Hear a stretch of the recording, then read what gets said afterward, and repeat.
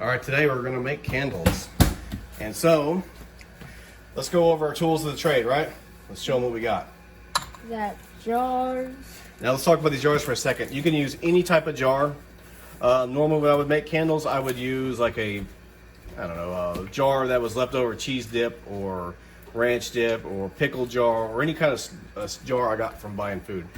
These we got it dirt cheap. They were $4 for $1. So they were 25 cents a jar. Some of them probably don't even know dirt cheap. Well, if they don't know dirt cheap, they may have some kind of outlet store where they live. I've got this going. This is where we're going to melt the wax down. And it's a pretty simple process. We got a pot with water in it, steaming hot, the way we don't burn the stuff. We're going to put the wax in here, and this cup is just a metal canteen cup I got I've had for a long time, put it that way. I got a plastic knife. We can probably use a little stirring stuff. Now this is going to be a cheap way to do it. You can buy all kinds of stuff to make candles. You can buy molds, you can buy wicks, smokeless wicks and stuff. I'm going to show the cheapest way to make a candles. Have you ever made these? Yes, I have. Oh. Scotch tape, rubber bands. These are tools of the trade here. Pencils. You'll see what we're going to do with all this. This is optional. I got a couple of different smell goods. Let's see, this is a fragrance that we can put in there. We got these. You can get creative and change the color of the wax and all that stuff. String. Yep. So for wicks, we have options. Basically, you can use anything cotton. So we don't need these. No, that's the wax. I'm getting to that. Oh. So basically, you can use anything that's cotton. This is just cotton string. You don't have to have a specific one. This is cotton yarn. You can buy cotton yarn for next to nothing at Walmart. It just has to be pure cotton, no polyester. Otherwise, polyester is a plastic base, and you don't want that. This is just a cotton rope. So it depends on the size of the container and the size of the wick you want, how many wicks you want to add. You can use whatever size. You can use a big, giant, thick wick like this. You can use a really thin little wick like this. You can use like just a piece of yarn like that. So as far as wax goes, you can recycle wax from melting down old candles or from wherever you can find it. I bought this particular bag of shredded wax chips. I bought this, I think, at Michael's or Home Depot or not Home Depot. Michael's. I went to Michael's. I've had this bag for a long time. You can also buy it in big bricks as well, but I find the shredded is easier because it melts faster. The big bricks, you have to saw like a piece of it off and melt it. It's a real hassle. Or shave it off with a knife into shavings. These shavings melt much easier. I got this so I can cut the string pieces in whatever size we want. So we're going to go ahead and start adding wax to our container. So here, take the camera. Why do I have to hold it? Because you get to be the camera guy. Ah! We can turn this down because we got it nice and hot now. Or it's gonna start. You could do some too. I'm just demonstrating. Make sure you got it in the viewfinder so everybody can see. And we're just gonna add here. Come on top of it. You can see the wax is melting in there. All right, then don't do it over that if you're worried about dropping your phone in the hot water. I'll just drop a piece of wax in there. Can I do one? Yep. Here, I'll take the camera. It's wiggling. All right, we're gonna keep it away from any. So we're gonna have our helper here. Let's take and move this where it's easier to get to. Try not to drop it in the pot itself. Try and keep it in that. Well, you didn't. I know, I dropped some in there too. You will end up having a few pieces of wax get in your pot. Hopefully only a few. Put your hand lower to the thing and drop it in there. You're not gonna burn your hand. I turned the water down. Because it's hard to get the wax out of the pot once it's in there. I did some too, obviously, but if you can limit that, it helps. Let's let this melt down a little bit. We're just gonna melt this. Yep. Here, watch. Can you see it right there?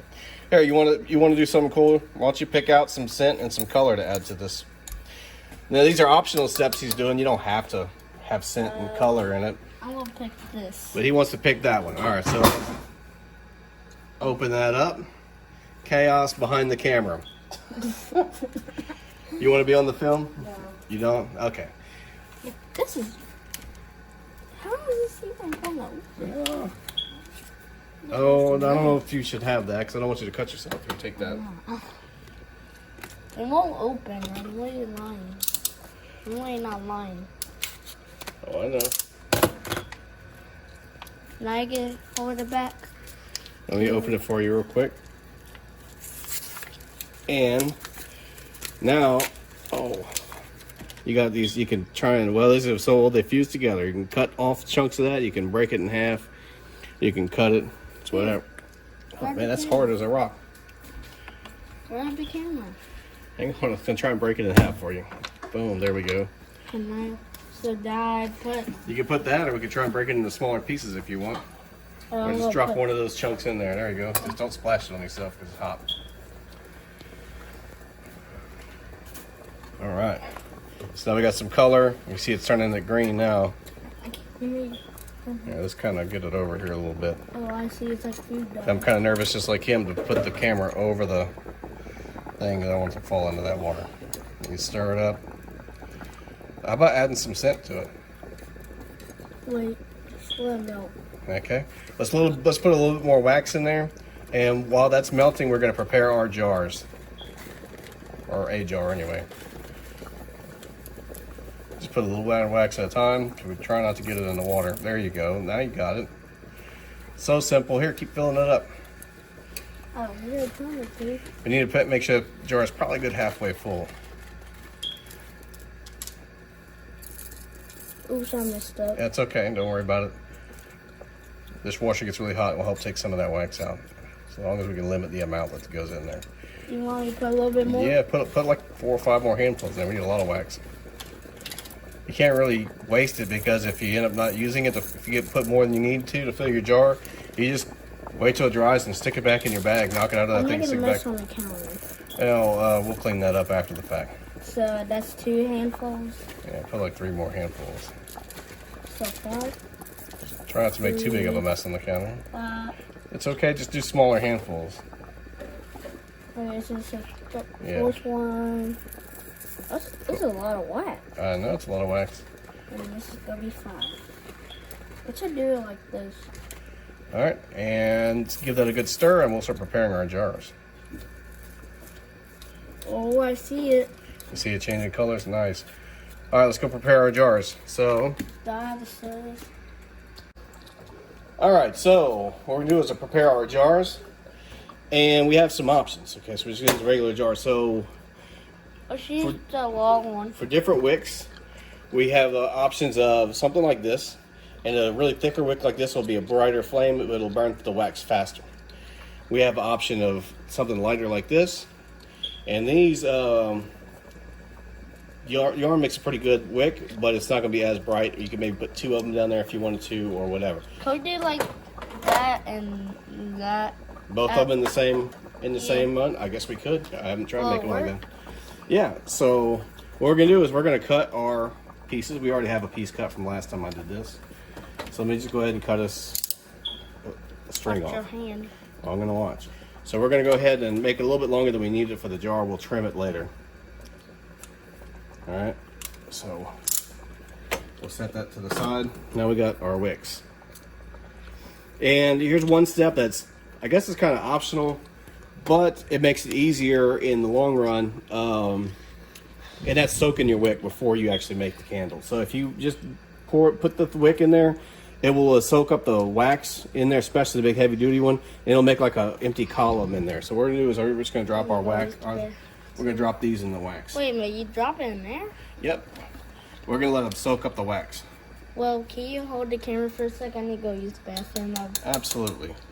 We'll just turn it off for the moment because it needs to soak anyways. Well, I'll talk about the process while we're doing that.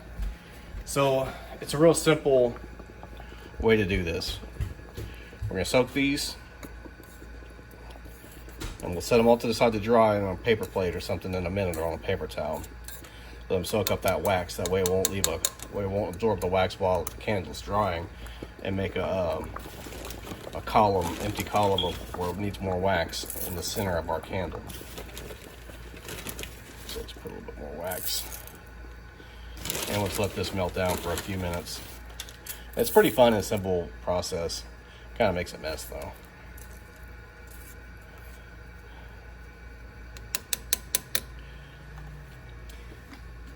And I'm gonna see if he wants to put any scent in there. You don't have to put scent, obviously.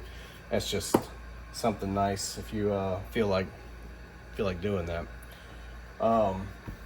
As far as the wick material goes, like I said, the only thing that's really important is to make sure it's pure cotton. You don't want to have polyester or any kind of synthetic, because it will smoke a little bit anyways, but you don't want to have any kind of synthetic fibers in there. So I'll go ahead and pause this until everybody's ready to start, and that's in a few minutes to soak. Yeah. All right, we are back. So I just got a piece of cardboard to put the strings on, and so now we're going to add some scent. Yeah. We're going to do both, but we're going to do each couple of drops on each one. Couple of drops of each one. We have a lavender and an apple blossom. Okay. It's got lavender right there. Wait, how do you know it's just lavender? Because I read the package. So how just put a couple of drops in there. Oh, that's a lot. All right. Wow. It should be a nice, smelly, good candle. And of course, obviously, you don't. This is a survival candle. You don't need to make it smell good. In fact, you might want to not. That's good. You might want to make it not smell good if you were worried about stealth in times of turmoil. Well, we're just doing it just for like a. Yeah, we're doing it. If you don't have them. Yeah, we're if doing you want it. to make it DIY. Yep, DIY candle. If you wanted to have it stealthy for SHTF purposes, you would leave out the scent. So how much would all of the ingredients be? How much did it cost for the ingredients? Yeah. That's a good question. This canteen cup I actually got when I was in the military. I've had it that long. It's free. Free in some ways, very costly in others. I got some rubber bands from the Dollar Tree, pencils from the Dollar Tree. I don't remember what I paid for the wax and scent and colored wax. I bought this stuff a long time ago, so I couldn't really tell you what the up-to-date prices are. And I got the tape from this string and stuff. That's one reason why I like just using cotton string as opposed to pre-made wicks. Even though pre-made wicks aren't expensive, I mean, if I was using this to make SHTF candles, this one roll of string would make, I couldn't even guess how many candles. Same thing when it comes to a ball of yarn. This ball of yarn is like what, like $2, and you get 100 feet of it or something. It's a ridiculous amount. So now what we need to do is if we can get our wicks. So what? Here, hold that, and I'll see if I can get our wicks out. Cost like less money than a regular candle. Oh yeah, definitely. And you have to buy a few things. Blocking it. Okay. Wait, what? All right, here's our wicks. I like the green. Because we put the stuff in there. All right. So now I'm making a mess all over my stove. I know it. I'm gonna try and stretch these out. And your stove is white, so you have to be careful. Oh, that's a little warm on my hands. All right, so then we're gonna let those sit out to dry like that. And like I said, this you don't absolutely have to do this, but we're gonna do it anyways to do it. Yeah, cause just to make it easier. Now, we're gonna let those sit and dry for a minute. And once those are dry, then we will proceed to the next step. All right, so it was a little bit of a disaster trying to tape it a minute ago. So I stuck these in the freezer for a couple of minutes, and bam, now they're ready to go. So I'm gonna tape them down, and then do the rest. All right, so here's how we're gonna do it. Just gonna put this tape on there. It's nice and waxy, so I messed up that piece of tape. It's a little bit of a hassle, and the wax makes the tape hard to stick, but it doesn't need really just need to stick to that too much. It just needs to stick to the bottom of the jar. And if I can get it down in there, this is one of those things where having an actual real wick from the store would certainly make it easier, but this works just fine and it's much cheaper in the long run. And of course, a jar with a wider mouth so you can get your hands down there would be a little easier too. But the idea is it's attached to the bottom, and if I can get one piece of tape kind of centering a little bit, that'd be even better.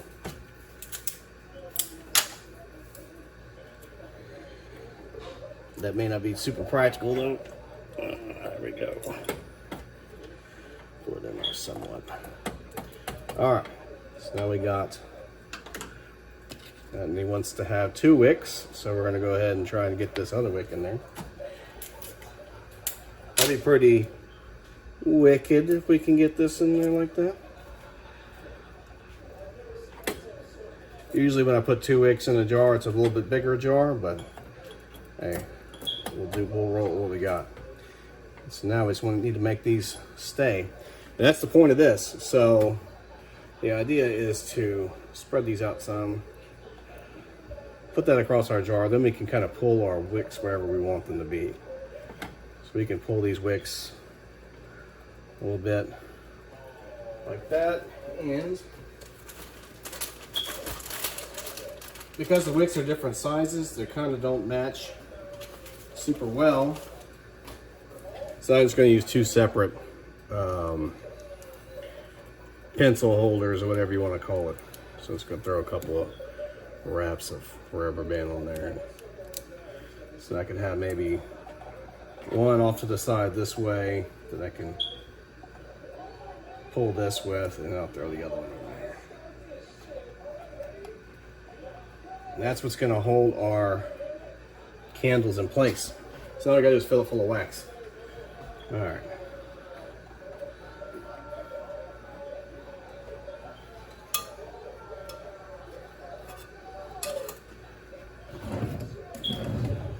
Here we go. Moment of truth, whether or not I can do this without making a huge mess. Probably not. Let me go ahead and take these off of there. I don't need them for the moment.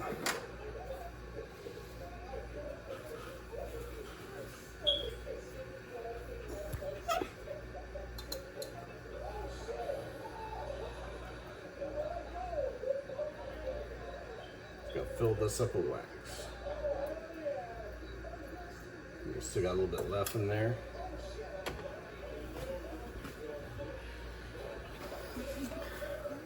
Now, to hold it in place while the wax dries, we slip these through the pencils. Oh.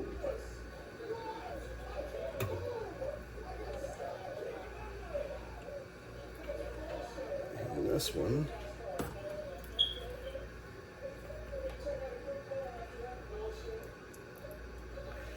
Just like that. Now, a little waxy. Let me get my tripod here. And we'll go around, we'll see. So now we got our wax filled. It's being held in place. And there we go. We'll just let this sit and dry on the cabinet for a while, and come back when it's all done. All right, so I want to make a second candle, so I just taped this. This one didn't pre-soak and only using 1 wick. So without pre-soaking it, it's much easier to tape it to the bottom. And of course it'll be filled with wax and it's held up. But you'll see when this dries, it'll leave a column where it soaked up the wax after the fact. And the bigger the wick, the more it will soak up. But it's definitely easier to do it this way. So we'll be able to compare the two here in a little while. Alright, so it's been a little while, and these are what the candles dried into. Nice light green. Unfortunately, I cannot find a pair of scissors to trim the wick with. So I'm going to just trim it with this.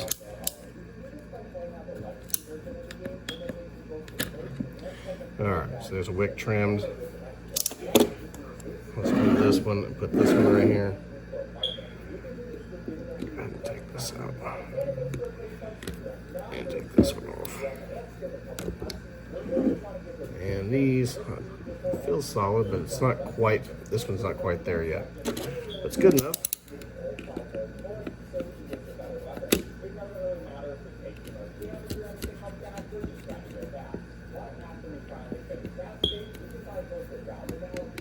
I don't want to cut myself with this. Scissors would be a little easier because the wax is soft, so I kind of messed it up. So that's okay. It'll still burn just fine. So here is the final product. Put that back for safety. There's the makeshift thing. So now we've got You can see where I kind of damaged it some with that. Once the wax hardens the rest of the way, it'll, especially once I light it. So this has got our 2 wicks, our 1 big wick or 1 thinner wick. And this particular one has a lid. So now we have a nice emergency candle. This one, these have scent, of course, in it. And here's the one that we didn't bother to pre-soak. And it came out just fine. The thicker the wick, so it kind of absorbed a little bit of the wax. Made like a little hole that goes down in there. Not much of one because this is a thin wick, so it didn't have to. It wasn't that absorbent. But if you have a piece of like cotton and you're using it for that, if you have a really thick wick, I find that it'll absorb and it'll have a bigger hole that goes around there, and it's just kind of, I don't know. I find it annoying that it does that. That's why I pre-soaked the other ones. That was actually the first time I'd ever tried doing the pre-soak to see if that would mitigate the problem. In the end, it didn't seem to make much difference. I think this is just fine, and it was much harder to work with once the wax was pre-soaked. But for a larger wick, or if you want to mass produce a bunch of candles, maybe you could pre-soak part of the wick and then leave the other wick part not pre-soaked that's going to be taped to the bottom, because taping to the bottom is what really was a hassle because the wax was so slippery, the tape wouldn't stick to it. But maybe if I pre-soaked half the wick and then the bottom half, left that unsoaked, that way I could tape it down and with the top part being soaked so it wouldn't absorb so much wax. Maybe you could, refine the technique that way, but in the end, it's very simple. Thing of water, hot water, container in the hot water, melt the wax, tape your, whatever your cotton string of choice is, fill it up with the wax, use something like this or whatever type of setup you have to hold the wick straight, let it dry, snip the end, and that's it. Now you have a candle. And like I said, you don't have to use a jar like this. You can easily use,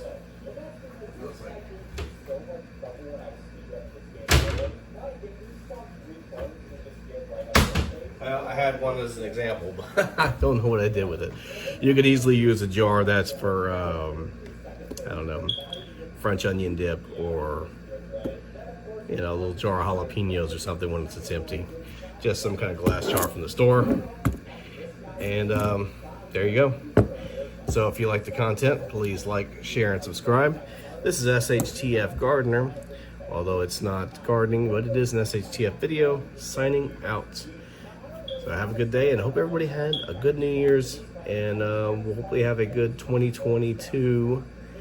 And the growing season is getting underway. I saw the Dollar Tree in some areas is starting to have seeds already available. Buy your seeds now.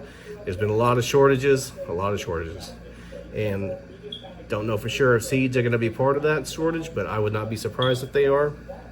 A lot more people's going to be growing food this year, especially with the sticker shock of those prices, and they're going to be going up very soon. They've already been going up, but they're going to be going up a lot more, a lot faster, starting here in January. So get your seeds before everybody else does. All right, Happy New Year. SHTF Garden out.